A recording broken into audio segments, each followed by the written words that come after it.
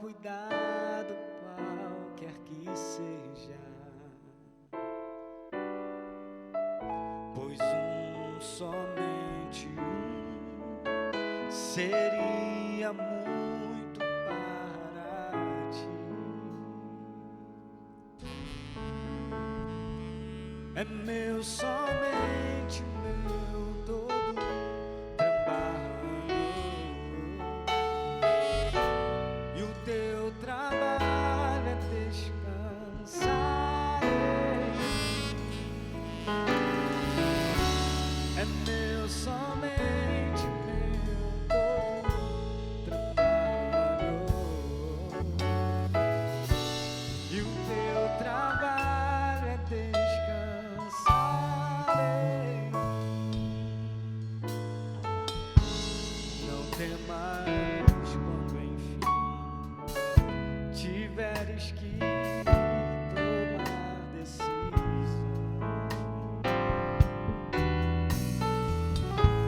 Entrega tudo a mim, confia de todo o coração.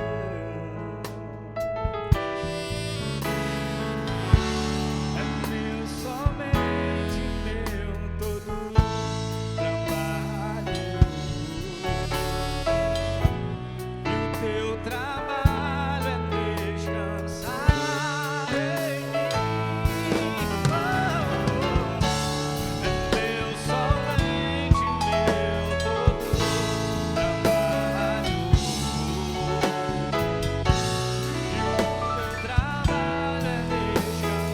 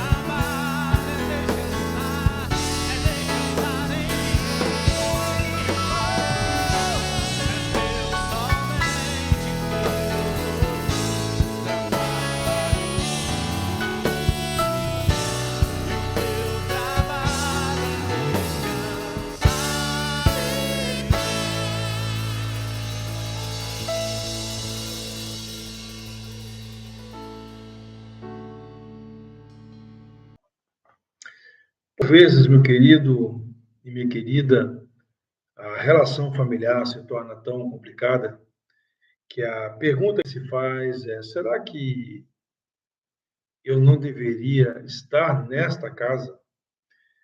Ou ainda, o que eu fiz para que a situação degringolasse tanto assim, chegasse num estágio, num ponto tão aflitivo no qual está? Eu quero dar boa noite para você. Este é o canal da Igreja Batista Marapendi no YouTube. Nós estamos no culto de quarta-feira, pensando um pouco sobre como fazer, como salvar as relações familiares, né? Quando as coisas não estão nada bem. E eu estou aqui partindo para um nada bem assim, extremado, quando a situação se torna assim, tão aviltante, tão preocupante, que é preciso fazer alguma coisa um pouco diferente daquilo que normalmente se faz, ou daquilo que poderia ser esperado. E eu vou compartilhar com vocês alguns textos, explicar algumas histórias da Bíblia e chegar a algumas lições para nós refletirmos, né? E já vou dizer para você de antemão que eu tenho dificuldade com o que eu vou dizer, mas é o que está na Bíblia também. Então, eu não vou fugir do que está colocado no texto bíblico, tá bom? Então, assim, a questão toda aí é justamente é como a gente fazer com que estas relações, o que fazer quando essas relações estão tão desgastadas que a gente não vê mais solução, né?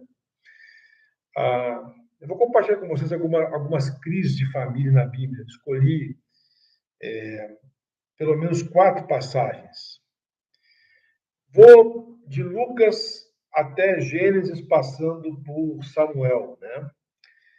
Em Lucas, capítulo 15, nós temos, então, a parábola do filho pródigo, e nós temos ali um filho já que, para ele tinha mortificado no seu coração a sua família. Ele pede herança ao pai. Isso quer dizer assim, eu não quero mais continuar nessa casa, não reconheço essa casa como uma casa aonde eu quero estar. Acho que tudo isso aqui é uma questão de só menos importância. Não vou me preocupar com esse ambiente, não vou estar neste ambiente, e para mim todos vocês morreram. Então, eu quero a minha herança, a minha parte da herança e vou embora. O que o pai faz? Bom, se nós fôssemos fazer alguma coisa, né, possivelmente cada um de nós pensaria numa série, no castigo, né? Vou cortar sua mesada, você não vai ter nem a herança e nem a mesada. Não vou emprestar a chave do carro para você, você não vai sair de casa de castigo, você vai ter que fazer não sei o que lá. Bom, vai ter que trabalhar mais na fazenda do pai para poder, então, justificar esse momento. E aí, as possibilidades, né, de sanções, né, de disciplina são inúmeras. Mas o que o pai faz? Ele deixa aí.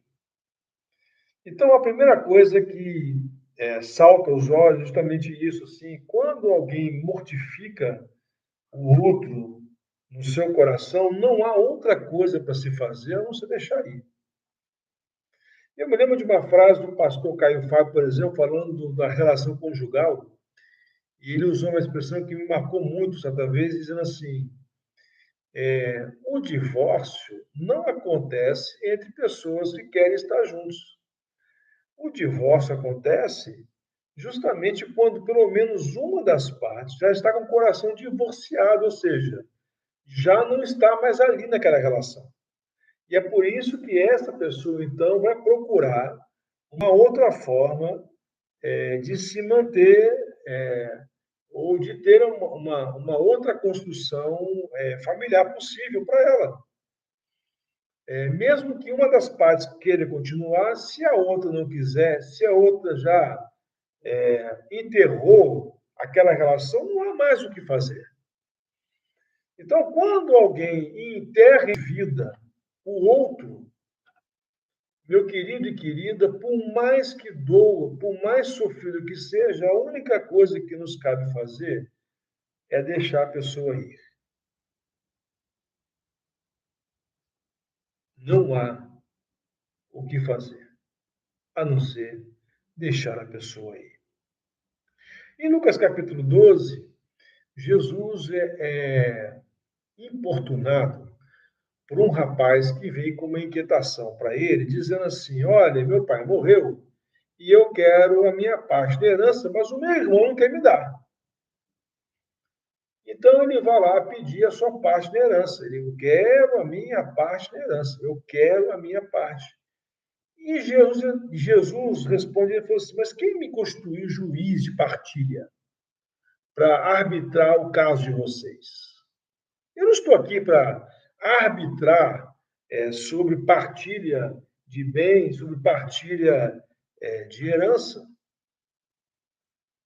Então, você tem 2 irmãos, agora não mais um pai e um filho, né? Ou o filho em relação ao pai, mas tem agora 2 irmãos em disputa. E eles estão disputando a questão do recurso financeiro. Olha, meu querido e querida, aonde o dinheiro entra com prioridade, sobra a discórdia, alimenta-se a dissensão. Porque dinheiro, meu querido, não é algo ao qual nós devamos servir, mas sim o dinheiro deve nos servir e servir aos propósitos do reino de Deus, não o contrário. Então, o pai e melhor dizendo, o irmão mais velho e o irmão mais novo estão numa disputa, desintegrando a relação familiar e fraternal por conta de dinheiro. No caso como esse, cabe a reflexão de Jesus. Vocês querem ser ricos aqui ou ricos para com Deus?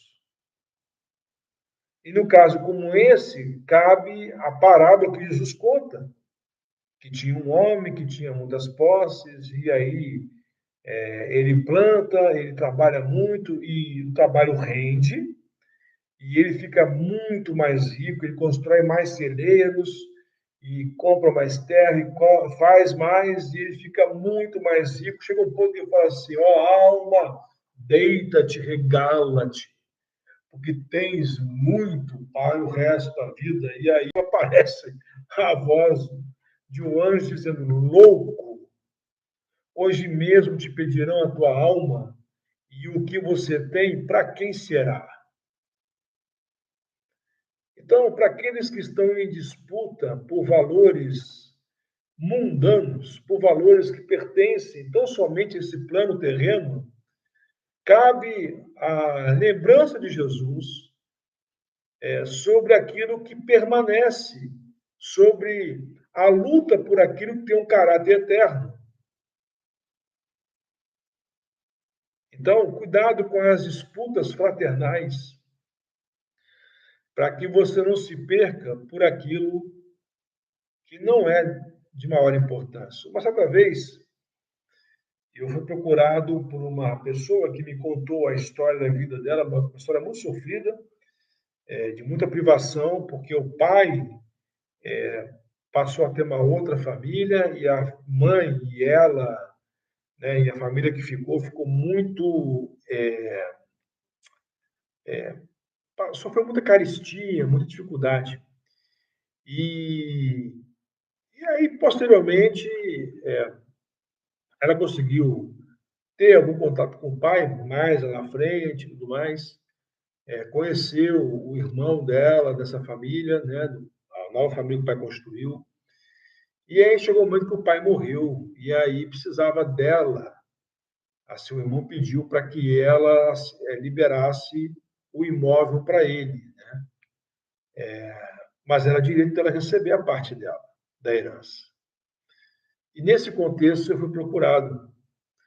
E eu disse para ela, senhora, você tem todo o direito, pelo seu histórico, pelas privações que você passou por conta desse novo relacionamento. Eu vou dizer mais, você não tem só o direito garantido pela lei de sucessões, né?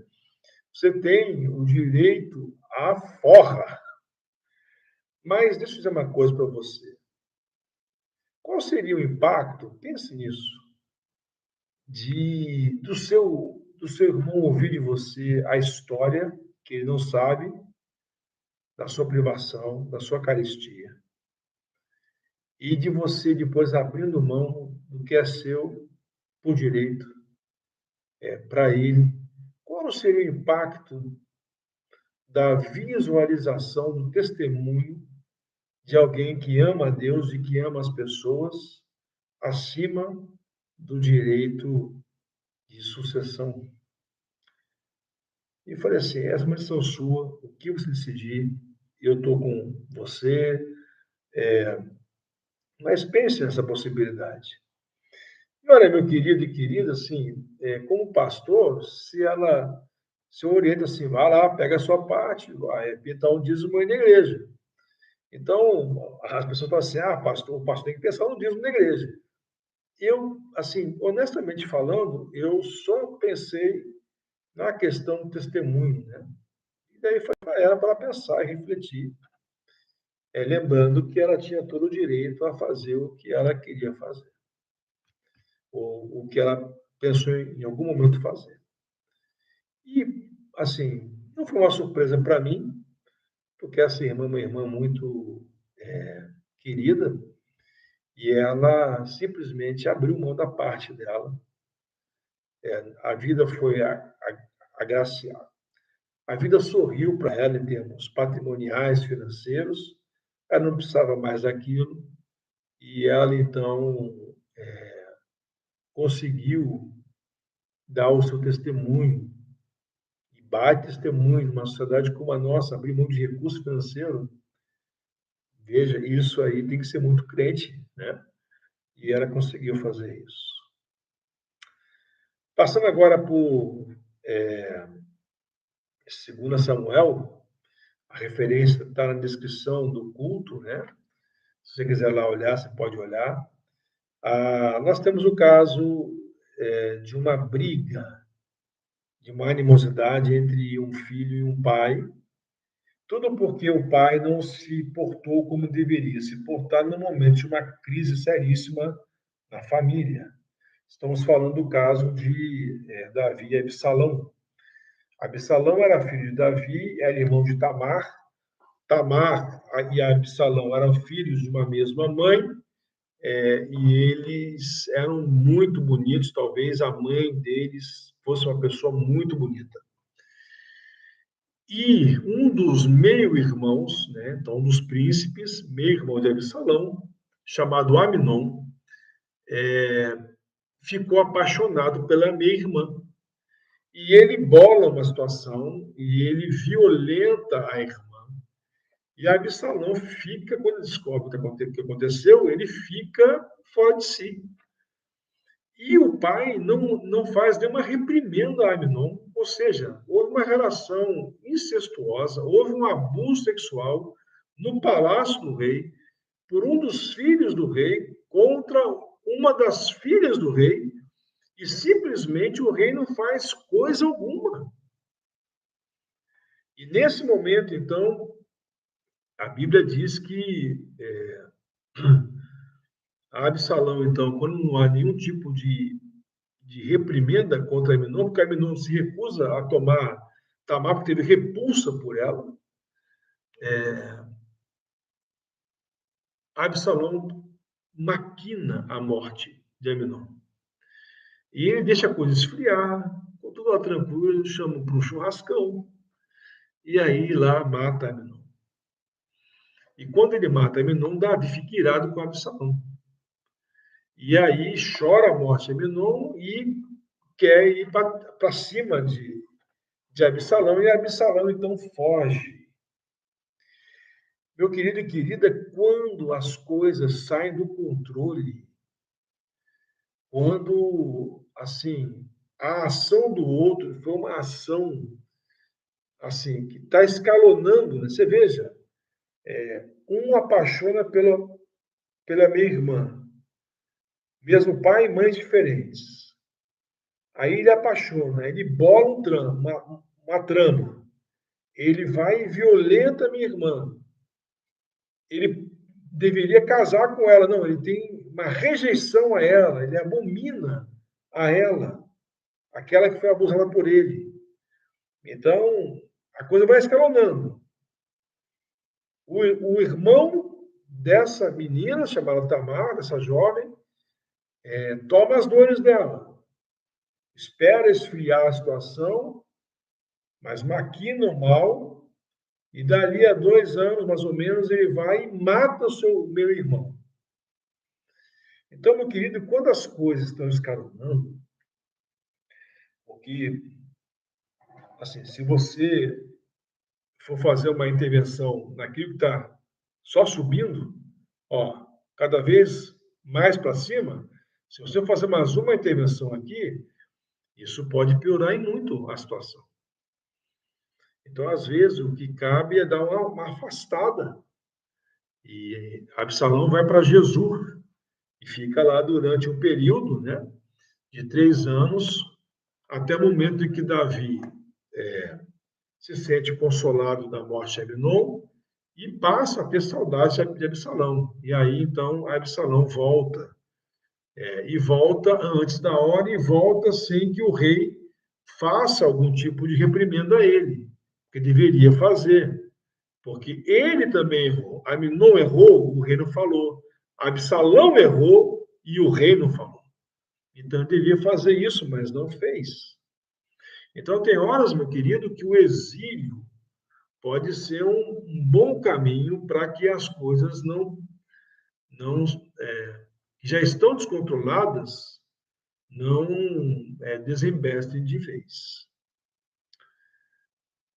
E o último caso que eu quero citar é o de Ló e Abrão. É uma relação agora não mais pai e filho, não mais irmãos, como nós falamos aqui, mas agora uma relação tio e sobrinho.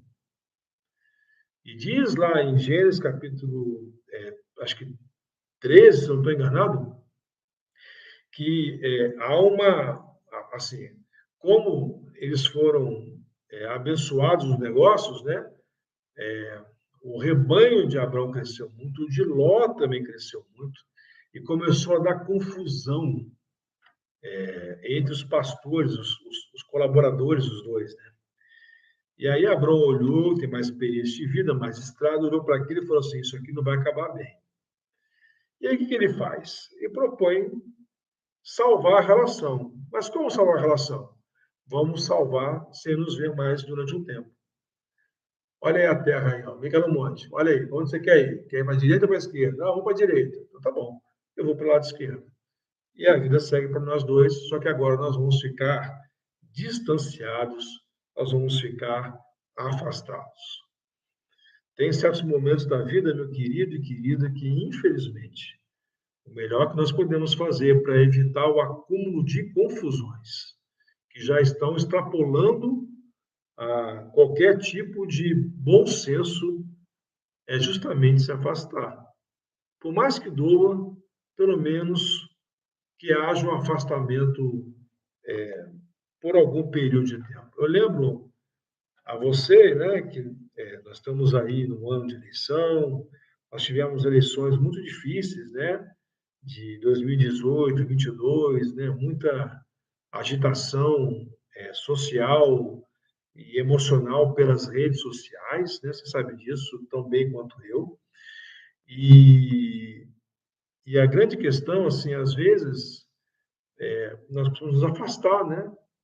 Se você está lá se consumindo com essas situações, com esses casos, se afasta as redes. Se tem algum parente seu que não para de importunar você, mesmo se avisando, se afaste dele momentaneamente, vai lá e bloqueie ele no WhatsApp, no Telegram, seja lá onde for, fala assim, olha, tio, tia, olha, ô, meu sobrinho, por favor, vamos deixar disso, a gente volta a falar no Natal. Natal a gente vai estar junto. E a ideia é que era afastada para manter ou salvar o que ainda pode ser salvo. Então, a sobrevivência das relações, às vezes, depende, melhor dizendo, de um afastamento. Foi isso que Ló, tio, propôs para o seu sobrinho. Foi isso que Abrão, tio, propôs para o seu sobrinho Ló. E foi isso que eles fizeram. Se continuassem juntos, a coisa não iria prestar. E alguém precisa chegar no momento e dizer assim: se afasta um pouco, para que as coisas não percam de todo o controle. Tá bom? Essa mensagem difícil não se aplica a todo tipo de caso, tá? De crise, mas é uma mensagem que às vezes coloca para a gente uma alternativa que é a alternativa de dar um tempo. Eu detesto essa expressão. Eu nunca dei tempo, nem em namoro meu, quando namorava, né? Eu namoro a minha esposa hoje, mas quando namorava e tal, eu nunca dei tempo. Se é para dar tempo para terminar, então vamos terminar. Se é para continuar, é para continuar. E é assim que a banda seguia. Mas eu tenho que dizer para você que, diante do aumento dos conflitos, às vezes é importante que a gente tenha algum nível de afastamento, tá bom? Que Deus te abençoe e que não seja necessário chegar a esse nível.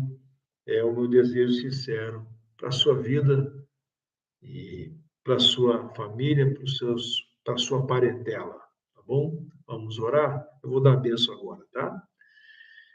E agora é com o amor de Deus o Pai, a graça de Jesus o Filho, e a comunhão e consolação do Santo Espírito de Deus, seja com a Igreja Batista Marapendi, com toda pessoa conectada a este canal, agora e sempre.